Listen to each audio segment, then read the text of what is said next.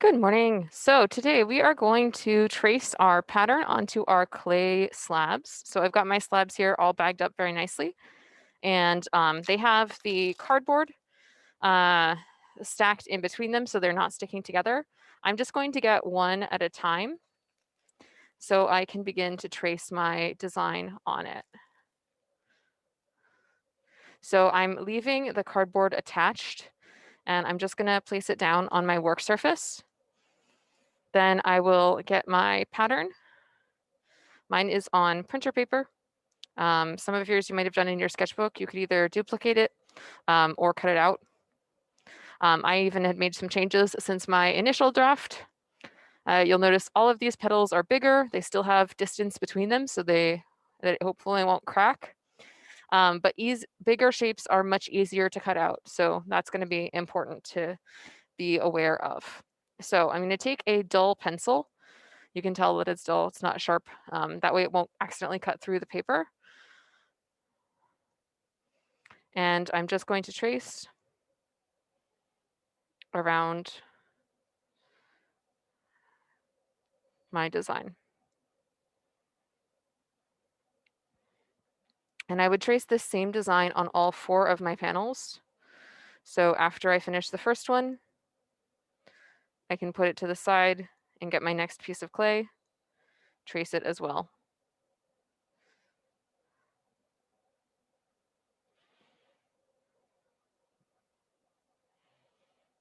Depending on how wet your clay is, the paper might want to stick. Just trace gently, that way you can keep using your same paper. It's also a good idea to make a backup. That way, if for some reason it is sticking in a really problematic way, you won't be without a pattern to finish tracing on your others. So I'm going to slide this one off to the side, get my next piece of clay.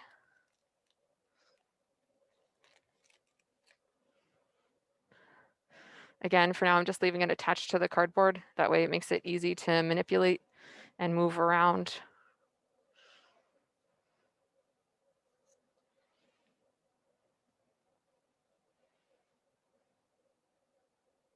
Trace this one just the same way that I did the first one.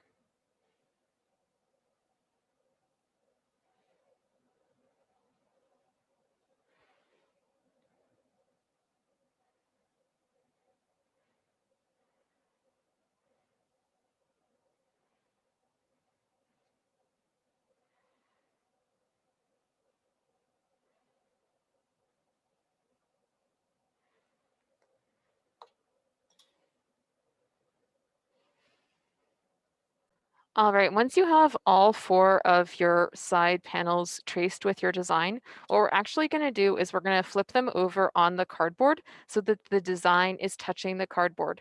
And I'm also going to label the bottom so I know what the directionality of my design is, so I don't accidentally make a mistake with our next step, which is going to be creating the beveled edges for how our box is going to attach. So I'm going to really gently and carefully peel this cardboard off. So I know right now the top of my design is facing upwards. I've peeled my cardboard off and I'm just setting it so that the design is touching the cardboard now. And I'm going to make a little tiny mark at the bottom. This will later get covered up with a coil, so I won't see this at all, but it'll be really helpful for me to know just where the bottom of my panel is so I don't make a mistake when I'm trimming the edges. So we're going to flip and label all of these.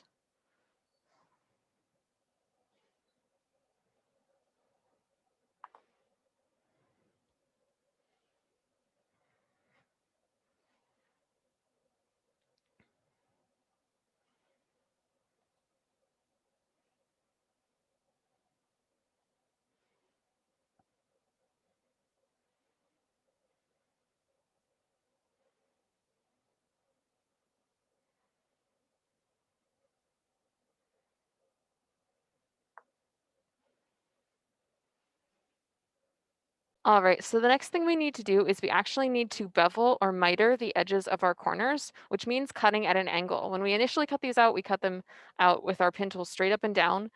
For the next thing, we're going to cut our pin tool with it kind of angled. And what that's going to do is it's actually going to create a corner that from the top looks like this. If your corners from the top look like this, then you've done something wrong. We want a mitered corner, which comes together with these nice diagonals. We don't want a butted corner, which is just one slab sitting on top. So we do want a mitered corner. So to create that on our slabs, I'm going to have my slab right here. Remember, I've got my little indicator, which is the bottom, because we're not right now trimming the bottom or the top. We're just mitering the side edges only. And I'm going to take my ruler. I'm going to put my ruler about a ½ inch away from the edge of my slab. Hold it down really firmly, make sure it's parallel. And then I'm going to use my pin tool to actually trim the edge so that it creates an angled cut. So my angled cut, I'm holding down the ruler, I'm holding my pin tool. It's not up and down, I'm tilting it on the side. So I'm holding the pin tool on the side and I'm pressing against the ruler.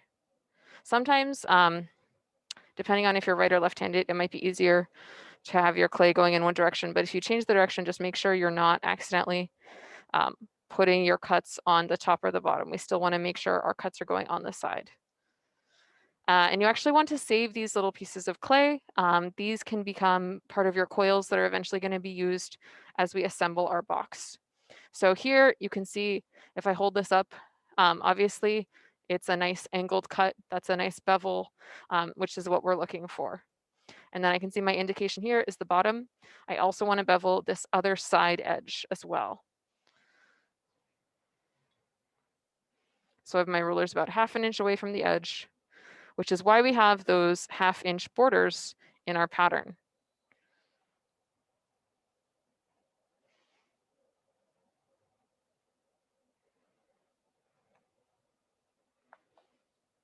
And I'm going to miter all 4 of my panels just like I did with this one.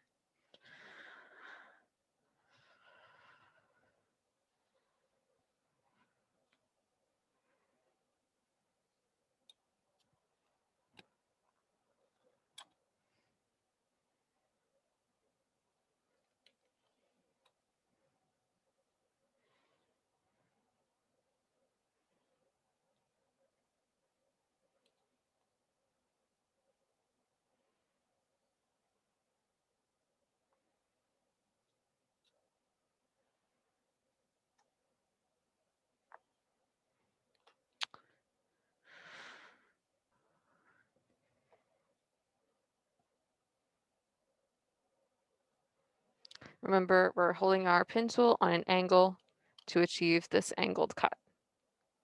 It should be a 45-degree angle, a half of a right angle.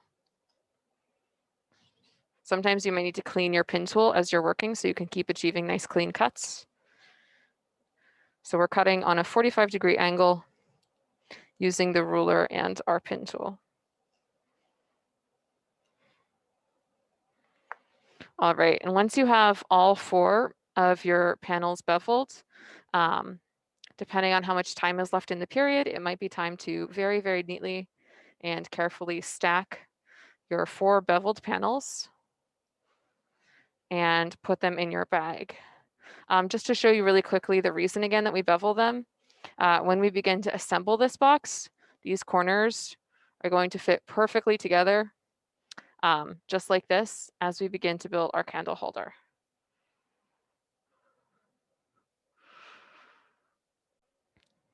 I do want to put these inside my bag so that they're not going to dry out as we're working. Keeping your clay at the proper moisture levels is really important, especially for this project. Even at the end, after you finish carving, you won't want to let it totally dry out. You'll want to keep it bagged so that it doesn't break when you're bringing it to the school. The slower the clay dries, the better and less likely it is to crack.